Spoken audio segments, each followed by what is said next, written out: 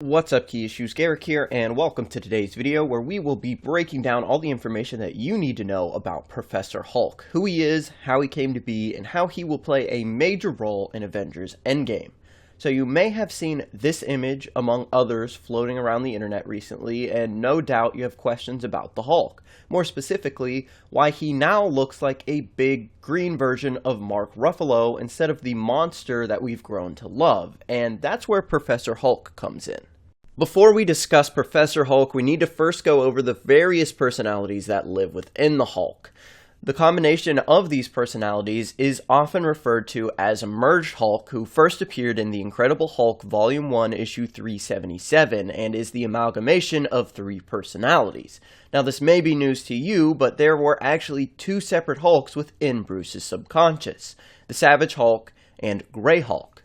And as many of you know, in the Hulk's first appearance, he was gray, but was eventually changed to green.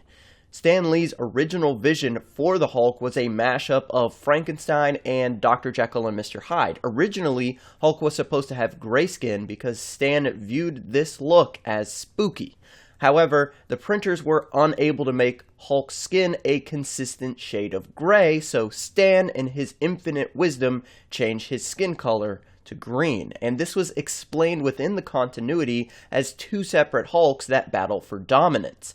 These two Hulks are the Green Hulk, also known as the Savage Hulk, and the Grey Hulk, also known as Joe Fixit.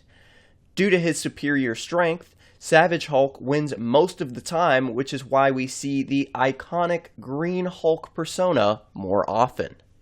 Eventually, the Merged Hulk was later changed and retconned into the Professor. The Professor, rather than being a combination of the three main personalities that we listed previously, is a fourth, separate, and distinct personality that represented Banner's ideal self, and at this point, Bruce believed that he was actually cured and was willing to live in this state. Despite his massive frame, the Merged Hulk had a normal, human-looking face resembling Bruce Banner. During Paul Jenkins' run, the Professor personality was defined as a sort of revelation that the Merged Hulk was not actually a merger of the three personalities, but rather a separate personality altogether. And unlike the Merged Hulk, the Professor was physically distinguished by having a dope 90s ponytail, which the Merged Hulk did not. And I believe that every scientist in the 90s had to have a ponytail. I think it was signed into law by George Bush Sr. Correct me if I'm wrong. So the Professor, while being the largest of the three primary Hulk incarnations, also possesses a higher base strength level. While in a calm state, the Professor is capable of lifting in excess of hundreds to even thousands of tons. However, unlike the other Hulk incarnations, Bruce Banner subconsciously installed a type of safeguard within the Professor. When the Professor's anger reaches a certain level, he will transform back into Bruce Banner, although when he transforms back into Banner, he has the mind and personality of the Savage Hulk, so it's really the worst safeguard in the history of safeguards, and due to this contingency, the Professor is ultimately the weakest of the three primary Hulk incarnations, despite being the physically largest.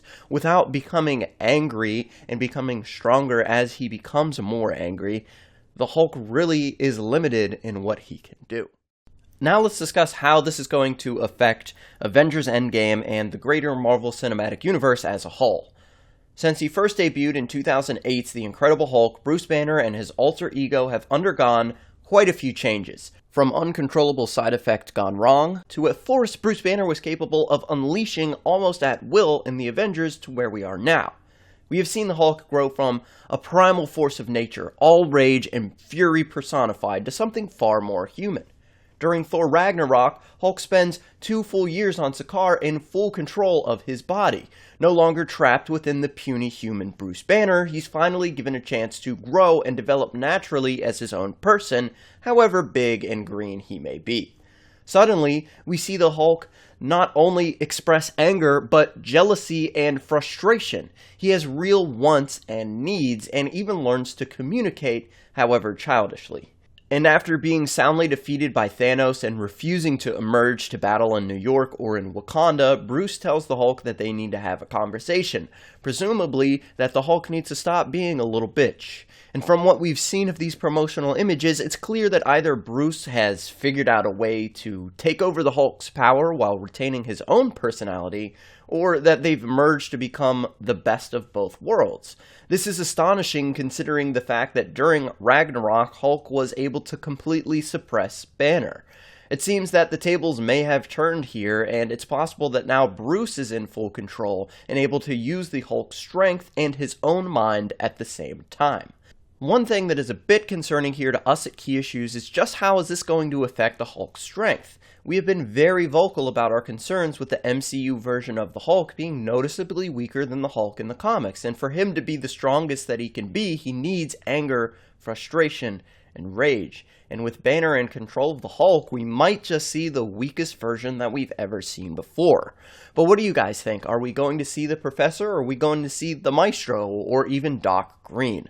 Let us know down in the comments. Also, be sure to follow us on all the social medias here. Be sure to join our Discord. We're in there every single day talking, hanging out with you guys, and there's also exclusive content in there that you cannot get anywhere else. Also, be sure to check out our memberships. It is the best way to support us. Also, be sure to follow the Key Issues podcast on SoundCloud and iTunes. And with that being said, remember the motto, it's comics over everything, and we'll see you guys next time.